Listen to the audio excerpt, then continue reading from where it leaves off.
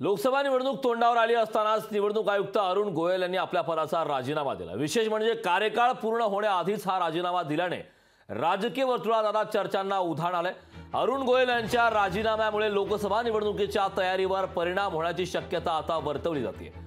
निवडणूक आयोगात आधीच निवडणूक आयुक्त हे एक पद रिक्त होतं, त्यातच गोयल यांच्या राजीनाम्यामुळे 3 पैकी 2 पद रिक्त झालेत। गोयल यांनी राजीनामा दिल्यानंतर आता मुख्य निवडणूक आयुक्त राजीव कुमार यांच्याकडे पदभार आहे। दरम्यान राजीनाम्यावर आता राजकीय प्रतिक्रियाही उमटू लागल्यात। निवडणूक आयोग भाजपच्या इशाऱ्यावर काम करत असल्याचा टोला ठाकरे गटाचे खासदार संजय राऊतांनी लगावला।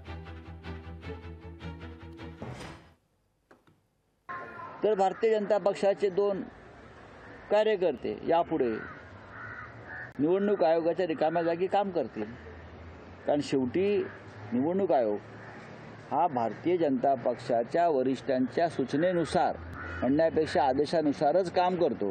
लोकशाहीचं महत्त्वाचं इलेक्शन ही लोकसभा असते, त्या देशाचं इलेक्शन असतं म्हणून महत्त्वाची, नाही तर ग्रामपंचायती महत्त्वाचीच असते।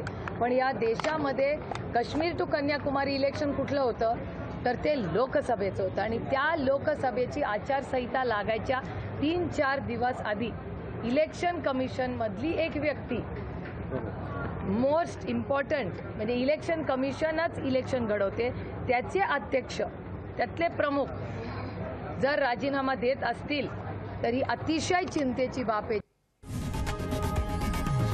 लोकशाही मराठी ऐका, पहा, जागरूक रहा।